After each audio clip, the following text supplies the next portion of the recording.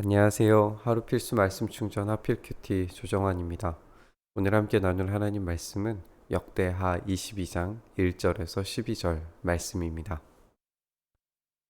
예루살렘 사람들이 여호람의 막내 아들 아하시아를 왕으로 삼아 왕위를 잇게 하였다.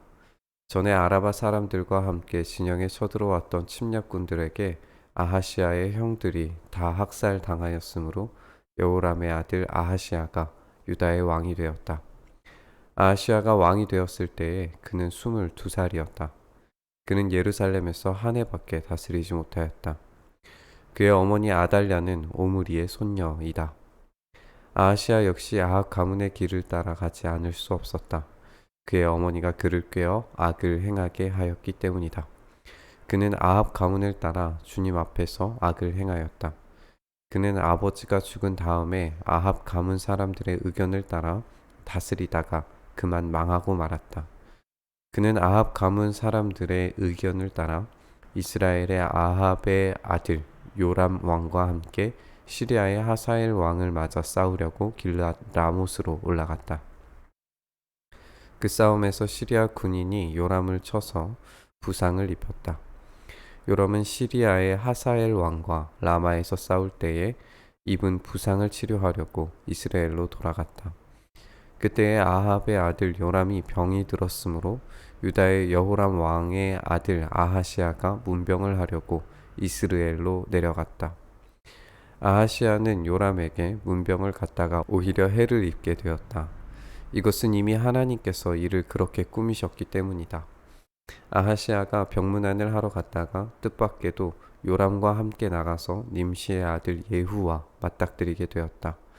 예후는 이미 주님께서 아합 왕가를 멸망시키시려고 기름 부어 뽑아 세운 사람이었다. 예후는 아합 왕가를 징벌하면서 유다 군대의 지휘관들과 아하시아를 섬기는 조카들까지 닥치는 대로 죽였다. 아하시아는 사마리아로 가서 숨어 있었으나 예후가 그를 찾아 나섰다. 마침 예후의 부하들이 아하시아를 붙잡아 예후에게로 데리고 왔다. 예후가 그를 죽이니 사람들은 그가 마음을 다하여 주님만 찾은 여호사밧의 아들이었다 하면서 그를 묻어주었다. 그리고 나니 아하시아의 가문에는 왕국을 지켜갈 만한 능력을 가진 사람이 아무도 없었다. 아하시아의 어머니 아달랴는 자기 아들이 죽은 것을 보고 유다 집의 왕족들을 다 죽이기 시작하였다. 그러나 왕자들이 살해되는 가운데서도 왕의 딸 여호세바가 아하시아의 아들 요아스를 몰래 빼내어 유모와 함께 침실에 숨겨서 아달랴에게서 화를 면하게 하였으므로 아달랴가 요아스는 죽이지 못하였다. 여호세바는 여호람 왕의 딸이요 여호야다 제사장의 아내이다. 아하시아에게는 누이가 되는 사람이다. 요아스는 그들과 함께 6해 동안을 하나님의 성전에 숨어 지냈으며 그동안에 나라는 아달랴가 다스렸다. 네, 오늘 본문은 다윗 왕조의 불꽃이 얼마만큼 사그라들어 사라질 뻔했는지를 보여주는 그런 본문입니다. 하나님께서 악에 대한 보응을 참지 않으심을 오늘 본문에서 볼 수 있습니다. 아하시아는 여호람의 막내 아들이었어요. 막내 아들인 것만 해도 굉장히 이제 유다가 어려운 상황에 와 있음을 보여주는 그런 본문인데, 오늘 아라비아 사람들이 여호람의 아들들을 다 죽이고 마지막 남았다는 말을 이제 반복을 하면서 다윗 왕조의 불꽃이 정말 사그라들 그런 위기라는 것을 다시금 좀 보여주고 있습니다. 그런데 이 아하시아가 왕이 되고 난 다음에 이 유다의 어떤 정치는 오므리의 손녀이고 아합의 딸인 이 아달랴가 이 섭정 상태로 하게 된 것처럼 이렇게 보게 됩니다. 당시 사실 이제 고대 정치에서 태황후라고 하는 위치의 인물이 가지는 그런 엄청난 그 권력들, 이런 것들을 생각해 본다면 당연할지 모르겠어요. 그야말로 막강한 권력을 행사를 한 거죠.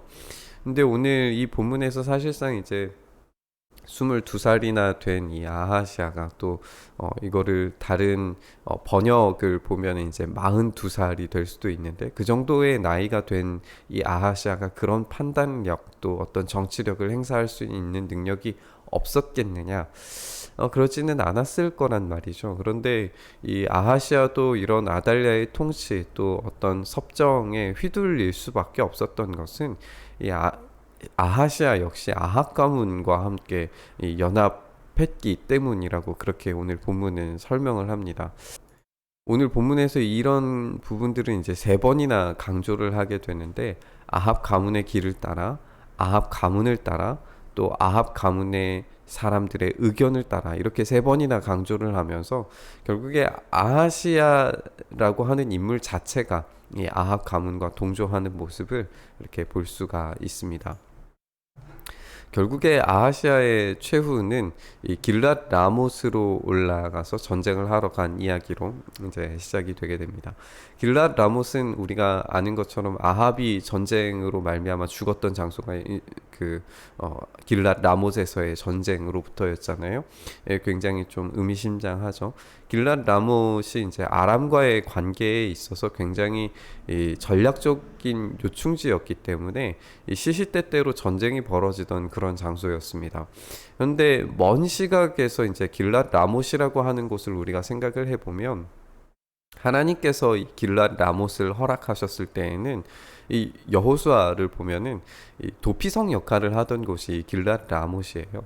그러니까 살인자라도 길랏 라못에 도망을 치면 그곳에서는 살 수 있게 되는 거예요. 그런데 길랏 라못에서 패배를 하고 도망치는 순간에 이제 살인자 또 하나님 앞에 범죄한 이 인물들은 결국에 죽음을 당하게 되고 마는 그런 장소로서 길랏 라못이 등장을 하게 됩니다. 아합과 요람 그리고 아하시아까지 이런 길랏 라못에서 패배하고 도망치는 순간 종말을 맞게 되는 그런 모습들을 보게 돼요. 하나님께서 이 도피성에 머물도록 허락을 하지 않으시는 거죠. 하나님께서 문제가 있는 인물들을 도피성에서 길앗 라못에서 머물도록 하시고 거기에서 어떤 전쟁을 승리하게 하시고 이런 게 아니라 이 도피성으로부터 쫓아내셔서 결국에 종말을 맞게 되는 어떤 그런 모습들을 생각을 해볼 수 있을 것 같습니다.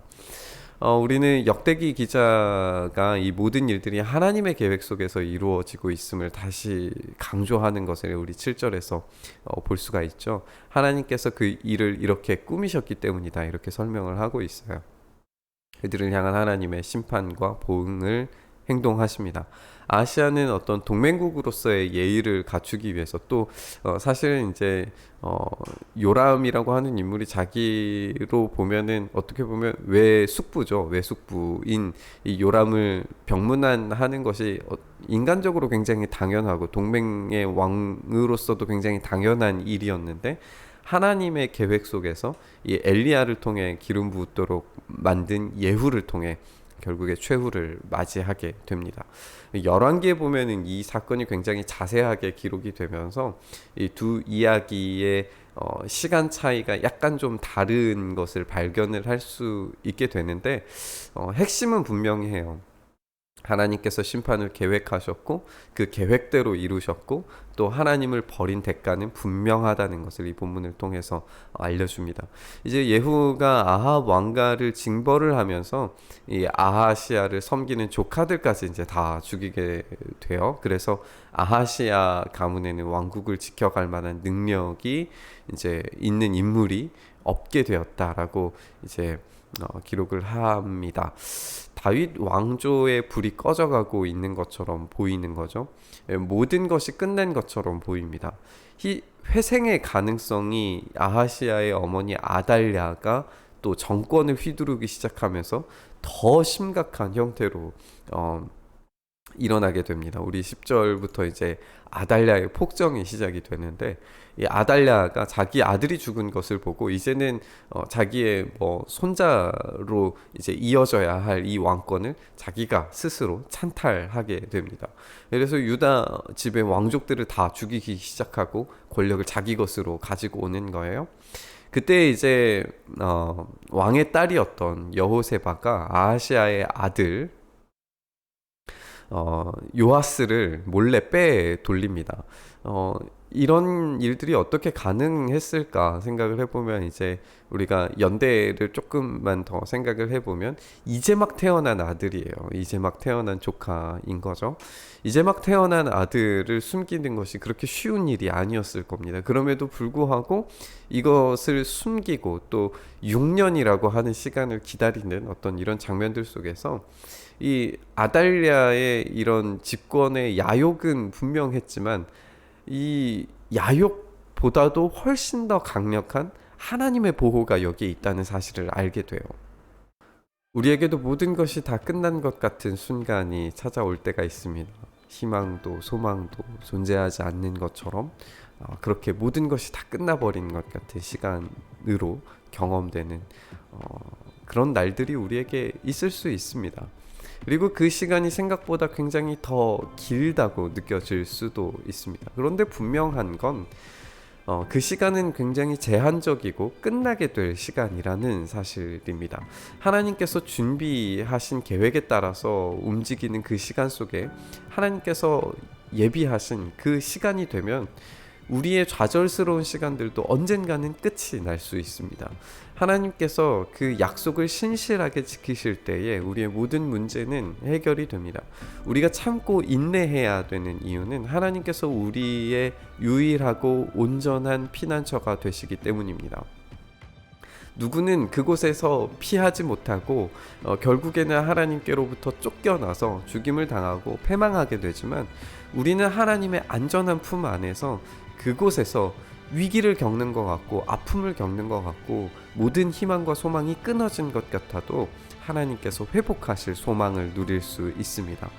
우리 하나님께 온전히 피할 때에만 참된 안식과 쉼이 그리고 회복이 있다는 사실을 이 본문을 통해서 다시 한번 생각하셨으면 좋겠습니다. 그리고 언젠가 반드시 피난처이신 하나님께서 모든 것을 회복하실 그 날이 온다는 사실, 그 소망을 우리가 함께 붙들고 기도의 자리로 나아갔으면 좋겠습니다.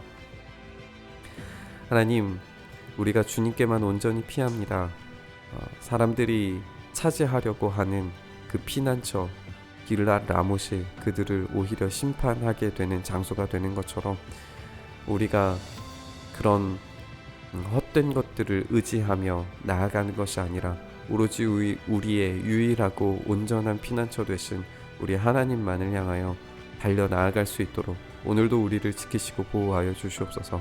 그리고 이 아달랴의 폭정으로 말미암아 모든 것이 끝난 것처럼 느껴질 때에도 하나님께서 약속의 끈을 놓치지 않으시고 하나님의 그 언약의 백성들을 지키시기를 작정하시며 그 일들을 행하셨던 것처럼 우리의 인생 가운데에도 하나님의 일하심, 하나님의 보호하심이 마침내에 드러나는 그런 귀한 간증의 역사들이 우리에게 있게 하여 주시옵소서. 오늘도 하나님께서 그렇게 보호하시고 약속을 지키시며 우리의 가운데 일하시기를 간절히 소망하며 우리 주님 예수 그리스도의 이름으로 기도드리옵나이다. 아멘. 오늘 부딪힌 말씀 가지고 함께 기도의 자리로 나아가시죠.